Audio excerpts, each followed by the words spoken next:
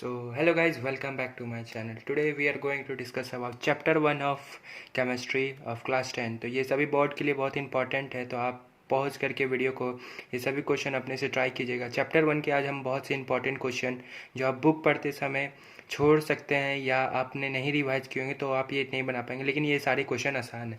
तो चलिए आज के इस वीडियो को स्टार्ट करते हैं। और आज हम लोग चैप्टर 1 के जो बहुत इंपॉर्टेंट एमसीक्यू है वे हम लोग आज जा रहे हैं पढ़ने। तो देखते हैं एमसीक्यू का पहला क्वेश्चन हमारे में क्या पूछ रहा है।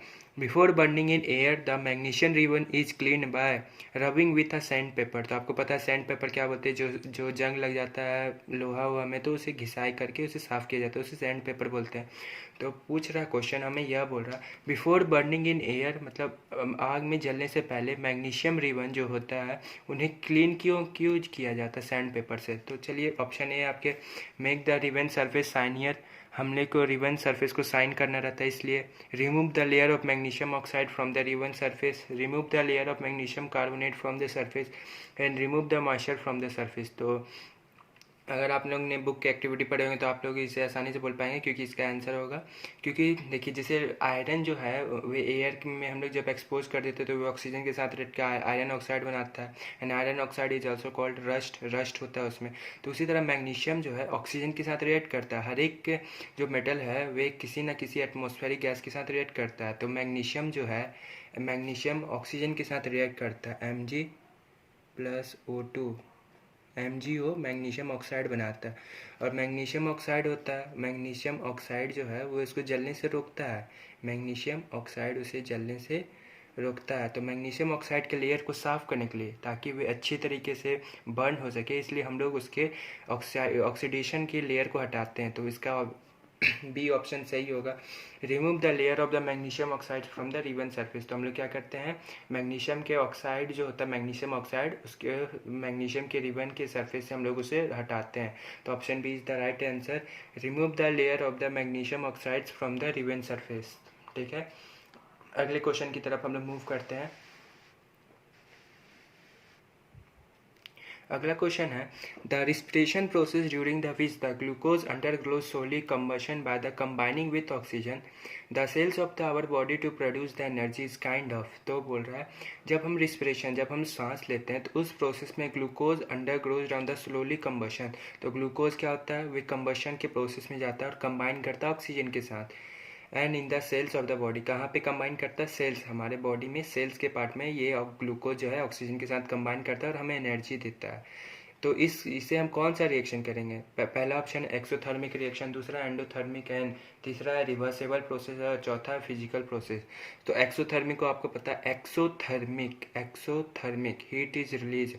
एंडोथर्मिक को याद करने का तरीका एंड मतलब होता है खत्म करने के लिए किसी को भी चीज़ को हीट देना होता है, जैसे कागज़ को जलाने के लिए हीट देते हैं तो कागज़ खत्म हो जाता है। तो एंडोथर्मिक में क्या होता है, हीट एब्जॉर्ब होता है और एक्सोथर्मिक में हीट रिलीज होता है। तो जब हम लोग सांस छोड़ते हैं तो हम लोग महसूस करते हैं कि हीट रिलीज होता है। तो ये कौन सा प्रोसेस हो जाएगा, एक्सोथर्मिक प्रोसेस, क्योंकि इसमें हीट रिलीज होता है। आप प्रैक्टिकल से भी देख सकते हैं, अपने नाक के पास अपने हाथ को रखिएगा तो आपको गर्म हवा महसूस होगा जब हम लोग सांस छोड़ते हैं। तो ये किस लिए होता है, due to exothermic process. Exothermic process क्यों, क्योंकि जो ग्लूकोज होता है वे स्लोली रिएक्ट करता है ऑक्सीजन के साथ, कहाँ पे, सेल्स में, हम लोग के बॉडी के साथ। और इसमें और एक इसका रिएक्शन होगा, ये कॉम्बिनेशन रिएक्शन का भी एग्जाम्पल होगा। कैसे, C6H12O6 प्लस ऑक्सीजन के साथ रिएक्ट करता है और हमें एटीपी के फॉर्म में एनर्जी मिलता है, एटीपी के फॉर्म में एनर्जी मिलता है।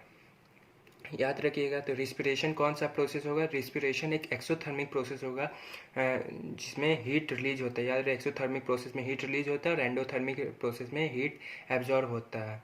अगले क्वेश्चन की तरफ हम लोग question number 3 is one of the following process does not involve a chemical reaction. इनमें से कौन एक केमिकल रिएक्शन इन्वॉल्व नहीं करता है। तो melting of candle wax when it is heated, burning of candle wax when it is heated, digestion of food in our stomach and ripening of banana. तो banana जब पकता है तो उसका कलर चेंज होता है, तो ये केमिकल रिएक्शन नहीं होगा, तो बनाना नहीं होगा। Digestion of food in our stomach, हम लोग जब खाना डाइजेस्ट होता है हमारे स्टमच में तो उससे एनर्जी रिलीज होता है, तो ये भी हम लोग का केमिकल रिएक्शन में नहीं होगा। Burning of candle wax when it is heated, जब कैंडल वैक्स जलता है तो उसे कैसे इवॉल्व होता है, तो ये भी केमिकल रिएक्शन नहीं हुआ। केमिकल रिएक्शन के लिए 3 क्राइटेरिया क्या क्या होते हैं, evolution of gas, change in colour, change in state ये सभी 3 मेन क्राइटेरिया हैं जिससे हमें पता चलता है केमिकल रिएक्शन है या नहीं। तो ये क्वेश्चन पूछ रहा था one of the flowing does not involve a chemical reaction, इनमें से कौन सा एक रिएक्शन है जो केमिकल रिएक्शन नहीं है, वे एक फिजिकल रिएक्शन होगा। तो मेल्टिंग ऑफ कैंडल वैक्स, मतलब जब मोम गलता है तो वापस से जब वो ठंडा तो वापस से सॉलिड स्टेट में आ जाता है। तो melting of candle wax when it is heated is not an chemical reaction. Next question की ओर हम लोग जा रहे हैं। Question number 4, it is necessary to balance a chemical equation to satisfy. ये सभी को पता होगा कि हम लोग केमिकल इक्वेशन को बैलेंस क्यों करते हैं, क्योंकि कंजर्वेशन ऑफ मोशन की वजह से नहीं करते हैं, कंजर्वेशन ऑफ मोमेंटम की वजह से भी नहीं करते हैं, कंजर्वेशन ऑफ एनर्जी की वजह से नहीं करते। क्यों करते हैं? कंजर्वेशन ऑफ मास। क्योंकि एक तरफ अगर आपको 2 एटम लेंगे तो थोड़ी ना 4 एटम बनेगा यहाँ पे केमिकल रिएक्शन होने के बाद। यहाँ पे अगर हम लोग 2 एटम से रिएक्शन होगा 2 एटम से, तो यहाँ पे भी 2 ही एटम बनेगा, क्योंकि मास ना ही क्रिएट हो सकता है ना ही डिस्ट्रॉय हो सकता है। Mass never be created nor be destroy, this is known as the conservation of mass. तो हम लोग किसी भी केमिकल इक्वेशन को बैलेंस क्यों करते हैं? क्योंकि हमने को कंजर्वेशन ऑफ मास, क्योंकि हम लोग को उसके मास को कंजर्व करना रहता है। Mass never be created nor be destroy, mass को ना ही बनाया जा सकता है ना ही डिस्ट्रॉय किया जा सकता है। तो option D is the right answer.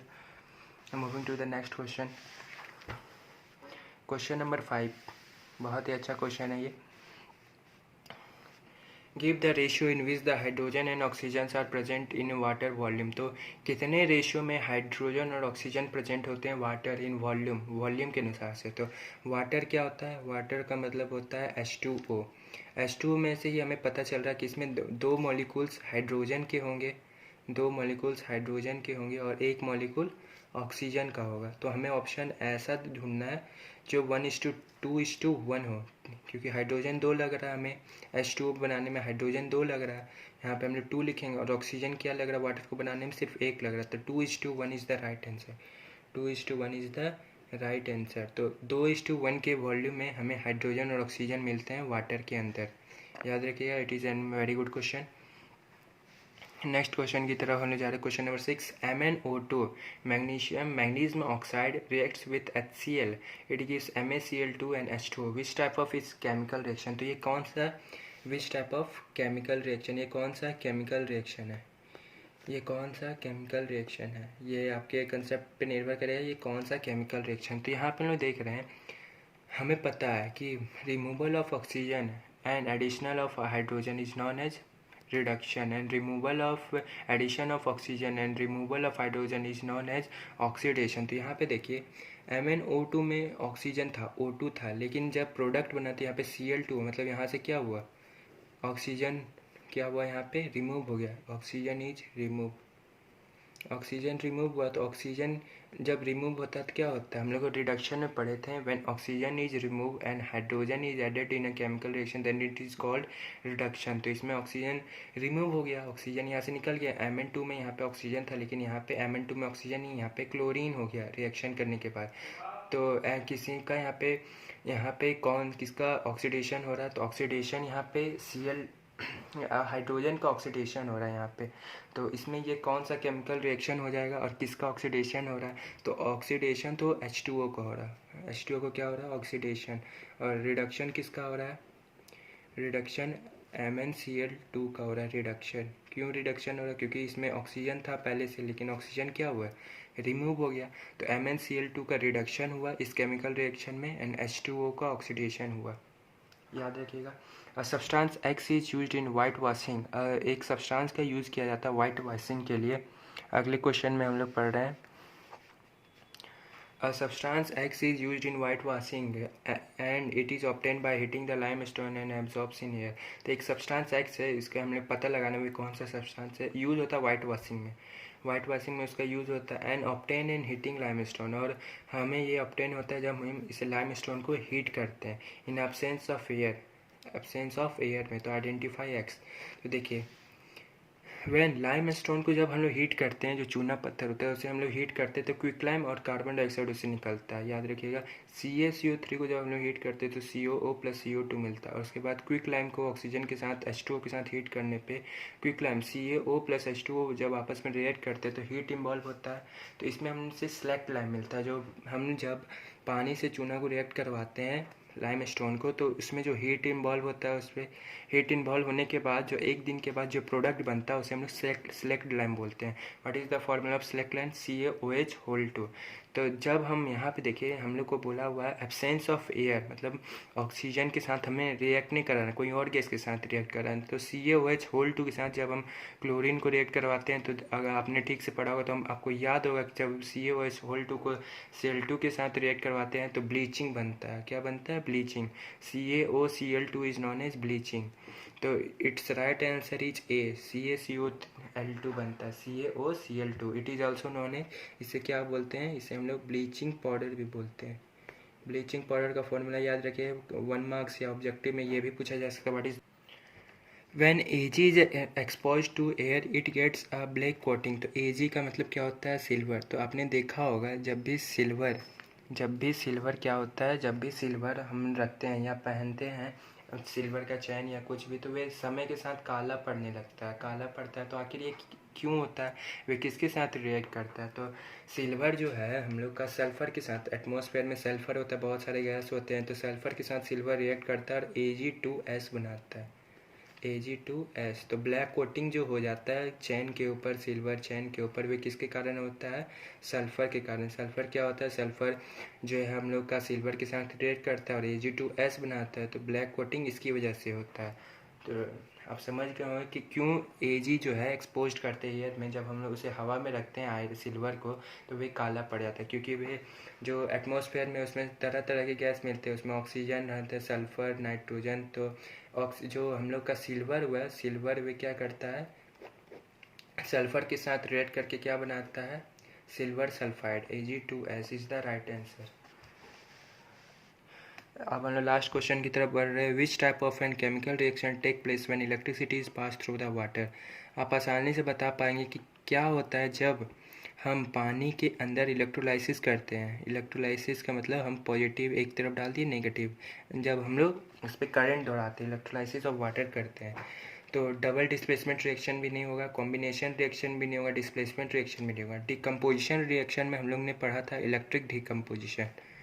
तो इस प्रोसेस में क्या होता है? इलेक्ट्रिक डिकम्पोजिशन होता है। तो याद रखिएगा कि जब हम लोग वाटर में जब इलेक्ट्रिसिटी को पास करते हैं तो कौन सा रिएक्शन होता है? Decomposition reaction. तो डिस्प्लेसमेंट रिएक्शन तो नहीं होगा, कॉम्बिनेशन रिएक्शन नहीं होगा, डिकम्पोजिशन रिएक्शन होगा, क्योंकि वाटर में जब भी इलेक्ट्रिसिटी पास करते हैं तो क्या होता है? इलेक्ट्रिसिटी, इलेक्ट्रोलाइसिस ऑफ वाटर होता है। तो ये कौन सा प्रोसेस होगा? Decomposition process. Decomposition reaction is the right answer. और डिकम्पोजिशन में भी कौन सा? Electric decomposition. तो आई होप आपको ये वीडियो बहुत पसंद आएगा, एंड अगर आपको ये पसंद आता है तो hit the like button and subscribe.